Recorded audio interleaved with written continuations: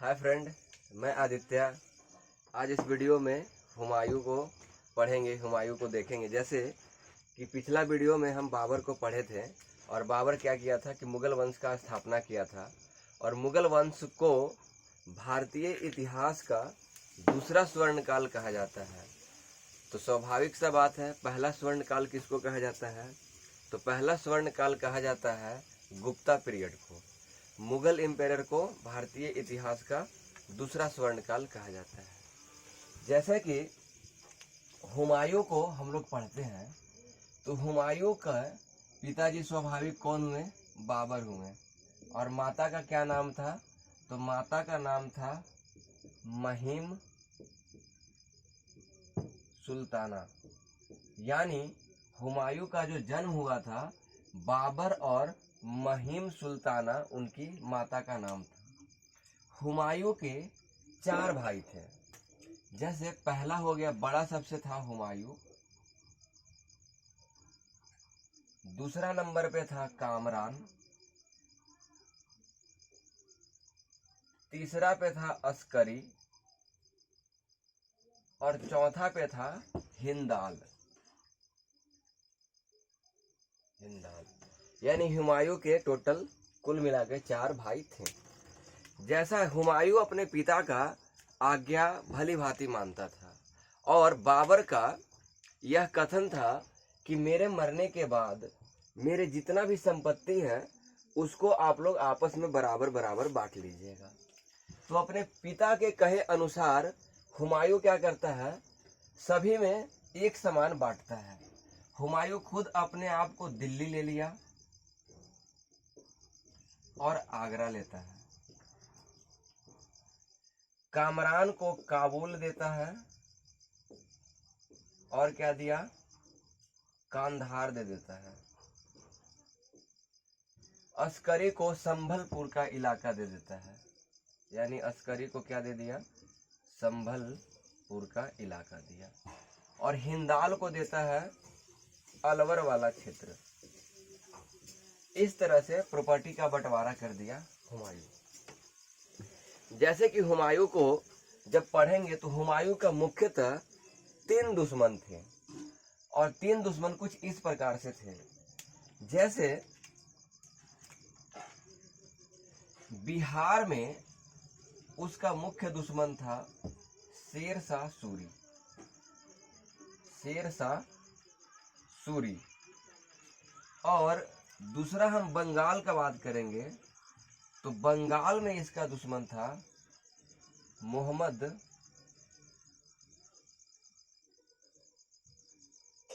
लोदी। और बिहार हो गया, बंगाल हो गया और एक मुख्य था गुजरात। और गुजरात में इसका दुश्मन था कौन? तो बहादुर शाह। बहादुर शाह। हुमायूं का जन्म 1508 ईस्वी में हो गया। हुमायूं का जन्म कब होता है? तो हुमायूं का जन्म होता है 1508 एडी में। 1508 एडी में जब हुमायूं का जन्म हो, हुमायूं का मतलब क्या हो जाता है? फॉर्चुनेट, भाग्यशाली। भाग्यशाली। लेकिन कहा जाता है हुमायूं का अर्थ हुआ भाग्यशाली, लेकिन हुमायूं पूरे मुगल एम्पायर में सबसे अभागा मुगल बादशाह था। यानी हुमायूं पूरे मुगल एम्पायर में अभागा मुगल बादशाह था।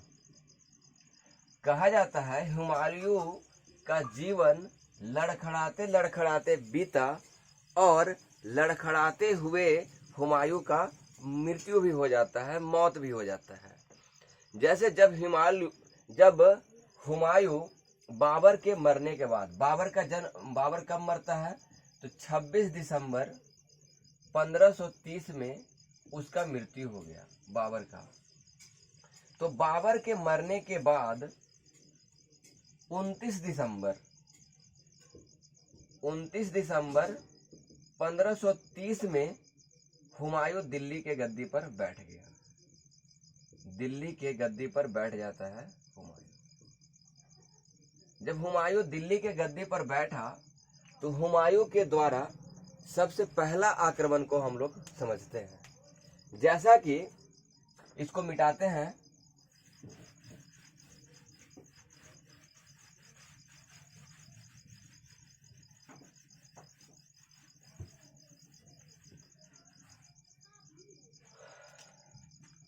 पंद्रह सौ 1531 एडी में हुमायूं का पहला अभियान होता है कलिंजर के किला पर, यानी कलिंजर का अभियान करता है। और 1531 एडी में ही हुमायूं क्या करता है, हुमायूं अटैक करता है महमूद लोदी को।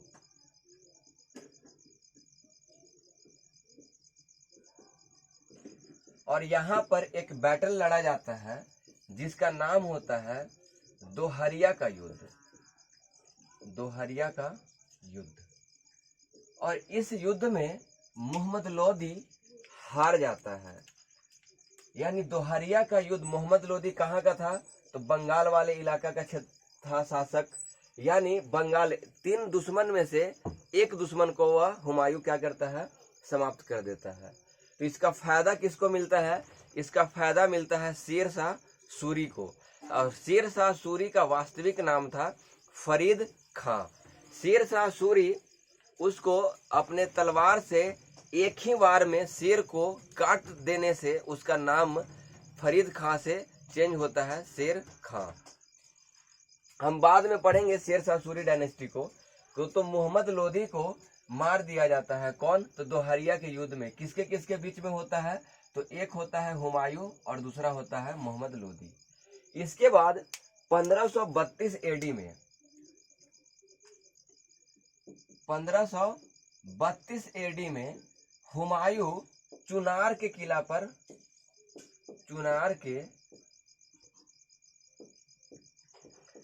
पर अटैक करता है। अटैक करने के बाद आगे हम लोग पढ़ रहे हैं 1533 में हुमायूं अटैक करता है गुजरात वाला इलाका पर, यानी बहादुर शाह के साथ। बहादुर शाह पर आक्रमण किया। इस युद्ध में हुमायूं तो जीत जाता है लेकिन बहादुर शाह को मार नहीं पाता है। और बहादुर शाह को मदद किसके द्वारा मिलता है, तो मिलता है वास्को डी गामा के टीम के द्वारा, वास्को डी गामा के ग्रुप के द्वारा इसको, यानी पुर्तगालियों के द्वारा इसको बचा लिया जाता है बहादुर शाह को। और बाद में 1536 में ही बहादुर शाह को पुर्तगालियों क्या करते हैं, मार देते हैं। एक ट्रीटी पे साइन नहीं करने की वजह से बहादुर शाह पुर्तगालियों के द्वारा क्या हो जाता है, मारा जाता है 1536 में। जैसे इसके बाद, जैसा कि हम लोग पढ़े, चुनार के किला पर अटैक करता है कौन, हुमायूं। कब, 1532 में। उसके बाद 1538 एडी में चुनार के किला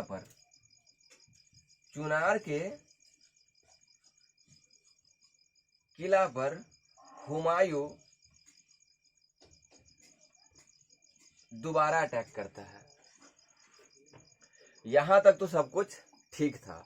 हुमायूं अपने 2 दुश्मन को समाप्त कर दिया था, पहला मोहम्मद लोदी और दूसरा बहादुर शाह। उसका मेन एक दुश्मन बचा हुआ था शेर शाह सूरी, और वह उसके लिए बहुत ही बड़े चिंता का विषय था। तो 1538 तक हुमायूं के लिए ठीक ठाक रहा। अब हम लोग 1538 के बाद 1539 से देखेंगे। जैसे 1539 में एक युद्ध लड़ा जाता है और जो एग्जाम पॉइंट ऑफ व्यू से बहुत ज्यादा इंपॉर्टेंट है। 1539 में कर्मनासा नदी के तट पर, कर्मनासा नदी के तट पर एक युद्ध लड़ा जाता है जिसका नाम है चौसा का युद्ध। चौसा का युद्ध। और यह चौसा कहाँ है? तो यह चौसा है बिहार के बक्सर वाला इलाका में। बक्सर वाला इलाका में कौन है? तो चौसा। और चौसा का युद्ध लड़ा जाता है किसके किसके बीच? बिहार में है, मतलब एक हो गया हुमायूं और दूसरा हो गया शेर शाह सूरी। यानी शेर शाह सूरी और हुमायूं के बीच में एक बैटल होता है। कहाँ पे? तो कर्मनासा नदी के तट पर। और इस युद्ध का परिणाम ये होता है कि इस युद्ध में शेर शाह सूरी हुमायूं को बुरी तरह से पराजित करता है। लेकिन हुमायूं यहाँ से जान बचाकर भागने में सफल हो जाता है, क्योंकि यह कर्मनासा रिवर है और कर्मनासा रिवर में एक नाव वहां पे जा रहा था, मतलब एक नाव यहाँ पे जा रहा था। और जैसे हुमायूं भागते भागते भागते भागते यहाँ पे आया और यह नाव को चला रहा था एक आदमी जिसका नाम था निजाम सक्का। जिसका नाम था निजाम सक्का। निजाम सक्का एक भिश्ती था जो नाव को क्या कर रहा था? चला रहा था। हुमायूं के कहने पर निजाम सक्का क्या करता है?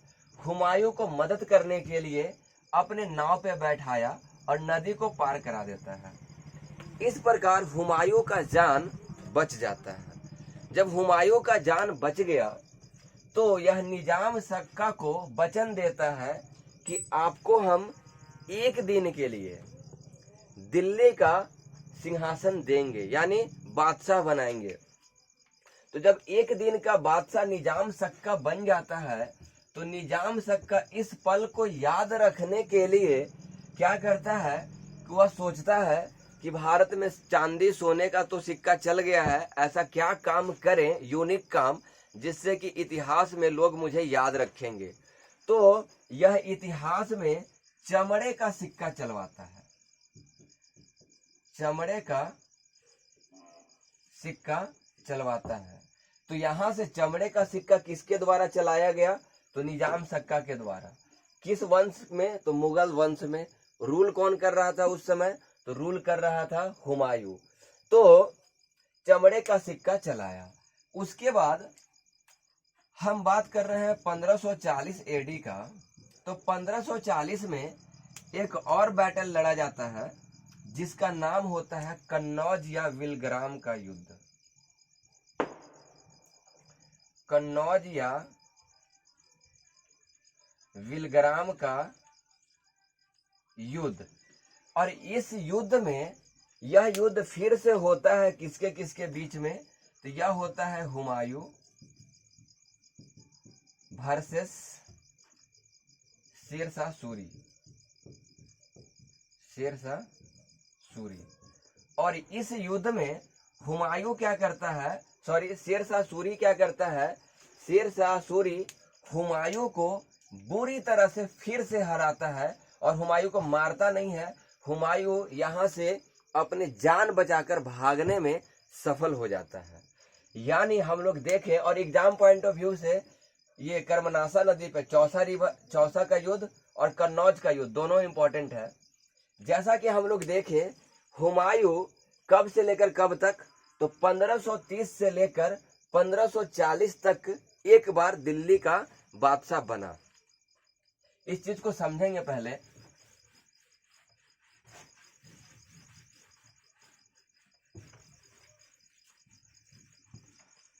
हुमायूं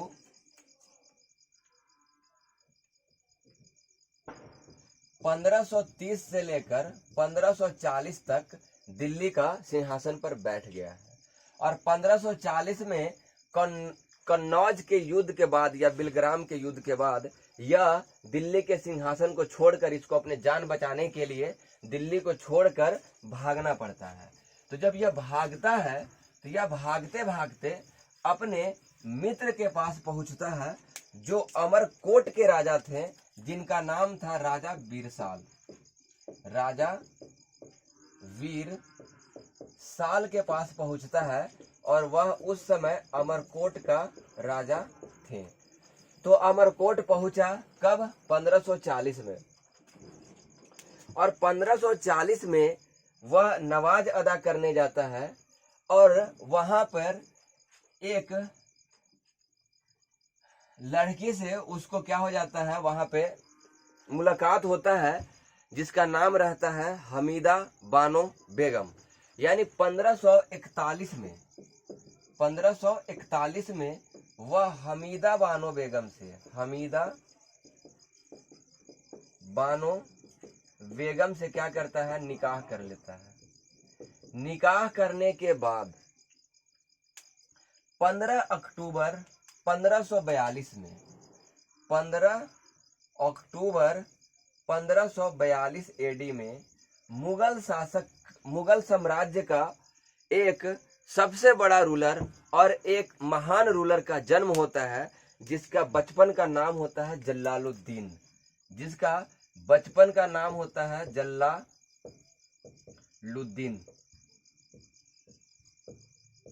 जलालुद्दीन, और यही आगे चलकर अकबर के नाम से जाना जाता है। हम लोग पढ़ेंगे अगले वीडियो में अकबर के बारे में। अकबर का जन्म कहाँ हुआ? तो अकबर का जन्म होता है राजा वीरसाल के यहाँ। और राजा वीरसाल कहाँ के रूलर थे? तो अमरकोट का। यानी अकबर का जन्म भी कहाँ होता है? अमरकोट में हुआ। अमरकोट में जन्म लेने के बाद 1542 में वह चला जाता है कहाँ पे? तो वह चला जाता है कांधार और काबुल। 1545 एडी में वह कामरान को हराकर कांधार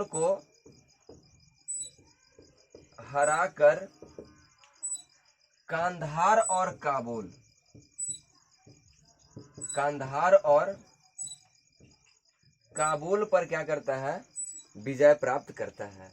मतलब 1545 में जो 40 में छोड़ा, 5 साल भटकने के बाद, यहाँ वहाँ भटकने के बाद फिर से 1545 में कांधार और काबुल का राजा बनता है। मतलब वहाँ के गद्दी को संभालता है। कामरान को अंधा करके मक्का भेज दिया जाता है। उसके बाद कामरान का उधर ही मृत्यु हो जाता है और कांधार और काबुल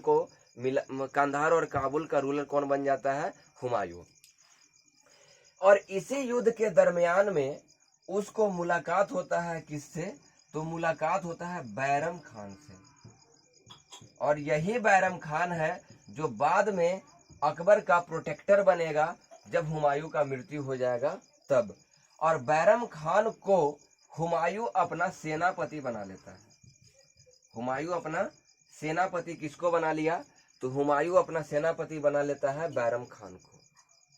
इधर थोड़ा सा हम लोग दिल्ली के बारे में फिर से ओवरव्यू करेंगे। जैसा कि 1545 में हुमायूं के पास क्या आ जाता है? तो 1545 में हुमायूं के पास कांधार और काबुल और इसके साथ साथ बैरम खान मिल जाता है। और उधर जब हुमायूं दिल्ली को छोड़कर राजा वीरसाल के यहाँ गए थे तो उधर 1540 में ही दिल्ली में एक नया वंश का स्थापना होता है जिसका नाम होता है सूरी वंश। और कलिंजर में युद्ध करने के दरमियान में, जिसका मतलब संस्थापक होते हैं शेर शाह सूरी। और जब कलिंजर के युद्ध के दरमियान 1545 में शेर शाह सूरी का क्या हो जाता है? मृत्यु हो जाता है। उधर काबुल और कांधार और बैरम खान मिल गया किसको? हुमायूं को। और इधर 1545 में मृत्यु किसका हो जाता है? तो मृत्यु हो जाता है शेर शाह सूरी का। इसके बाद सूरी वंश में कोई भी एक ऐसा रूलर नहीं थे जो क्या कर पाए, अपने मतलब जो उनके अंडर में जो भी एरिया थे उनको भली भांति अपने वंश को संभाल सके। इस पर सारा के सारा निकम्मा रूलर थे। तो अब इसके बाद हुआ क्या, हुआ ये कि 1554 एडी में हुमायूं बैरम खान को सेनापति बनाने के बाद पेशावर को अपने में मिलाता है। उसके बाद 1555 एडी में किसको मिलाता है, तो लाहौर को अपने में मिलाता है। उसके पास क्या आ गया कांधार आ गया, काबुल आ गया, और क्या आ गया, पेशावर आ गया, और क्या आ गया, लाहौर आ गया। धीरे धीरे हुमायूं क्या हो रहा है, उसका पावर बढ़ रहा है। और इधर सूर्य वंश का धीरे धीरे जितने भी निकम्मे रूलर की वजह से इसका धीरे धीरे आर्मी क्या हो रहा है, घटते जा रहा है। और 1555 में ही पंजाब वाला इलाका में जहां मच्छीवाड़ा का युद्ध लड़ा जाता है, मच्छीवाड़ा का युद्ध होता है। किसके किसके बीच में, तो पहला हो गया हुमायूं, और उधर से रहते हैं नसीब खां और हुमायूं के बीच में लड़ा जाता है पंजाब वाला इलाका में मच्छीवाड़ा का युद्ध। और इस युद्ध में जीतता कौन है, तो ऑब्वियस जीतेगा हुमायूं। इसके बाद तुरंत कुछ महीनों के बाद 1555 में ही एक युद्ध, 1555 एडी में एक युद्ध लड़ा जाता है, सरहिंद का युद्ध। और इस युद्ध में कौन विजयी होता है, तो यह युद्ध होता पहले किसके किसके बीच में होता है, तो यह युद्ध होता है एक तरफ हुमायूं और दूसरा तरफ सिकंदर सूरी। और सिकंदर सूरी को हराकर हुमायूं क्या करता है, फिर से 1555 में क्या करता है, दिल्ली में मुगल वंश का स्थापना करता है। यानी हम यहाँ पे थोड़ा सा मिटाते हैं इसको,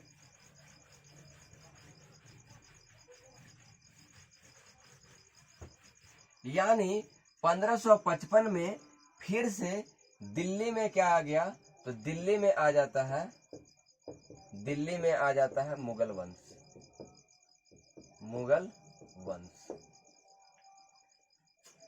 जब मुगल वंश आया तो यहाँ पे इस पीरियड को पहले समझेंगे। यहाँ पे जैसे 1530 से 40 और 1555 से 56 ज्यादा दिन तक रूल नहीं कर पाता है। यहाँ 15 साल का यानी 1540 से लेकर 1555 तक, मतलब 1555-56 तक रूल कौन करता है, तो लगभग 16 वर्षों तक रूल करता है सूरी डायनेस्टी। और यही पीरियड को मुगल पीरियड का टेम्पोररी इक्लिप्स पीरियड कहा जाता है। Temporary Eclipse period of Mughal कहा जाता है। जैसे 1555 में फिर से दिल्ली में कौन आ गया, हुमायूं आ गया।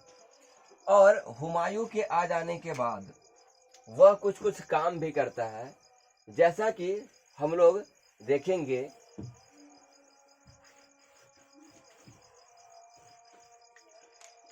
वह दीन ए पनाह भवन का स्थापना करता है। दीन ए पनाह भवन का क्या करता है, स्थापना किया। और वहीं पे अपना पुस्तकालय भी बनाता है।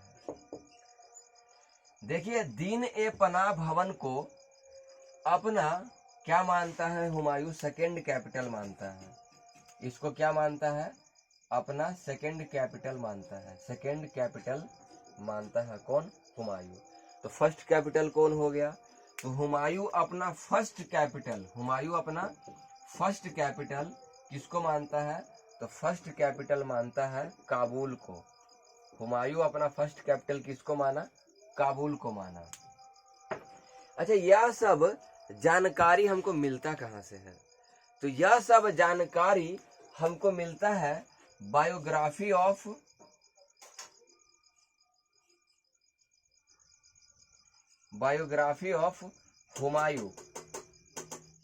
हुमायूं के जीवनी से मिलता है, जिसको हम लोग हुमायूं नामा भी कहते हैं।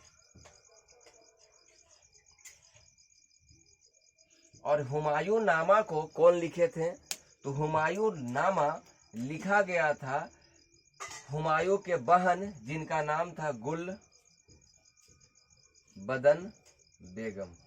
यानी हुमायूं नामा हुमायूं के बहन के द्वारा लिखा गया था। यह कौन थी? तो यह सिस्टर थी हुमायूं का, जो लिखी थी, जिनका नाम था गुलबदन बेगम, जो लिखा गया था हुमायूं नामा। कौन सा लैंग्वेज में? तो पर्शियन लैंग्वेज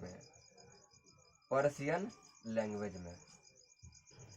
जैसे हुमायूं के याद में हुमायूं की पत्नी, जिसका नाम था हमीदा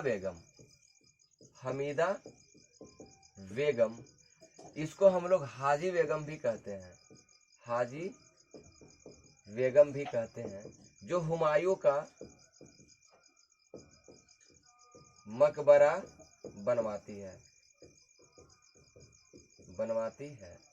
और 26 जनवरी 1556 में सीढ़ियों से गिर जाने के बाद हुमायूं का क्या हो जाता है? ये स्कल जो उसका रहता है वह ब्रेक कर जाता है, और हुमायूं का क्या हो गया? मृत्यु हो गया। कहा जाता है हुमायूं एस्ट्रोनॉमी बहुत बड़ा एस्ट्रोलॉजर था, और हुमायूं एस्ट्रोनॉमी में बहुत ज़्यादा विश्वास भी रखता था। वह प्रत्येक दिन अलग अलग रंग का कपड़ा पहनता था। सप्ताह में 7 कलर का कपड़ा पहनता था। इस वीडियो में हम हुमायूं के बारे में जाने जो एग्जाम पॉइंट ऑफ व्यू से इम्पोर्टेंट है। नेक्स्ट वीडियो में हम अकबर को पढ़ेंगे। Thank you. यदि आपको मेरा वीडियो पसंद आया तो लाइक करें, सब्सक्राइब करें एंड शेयर करें।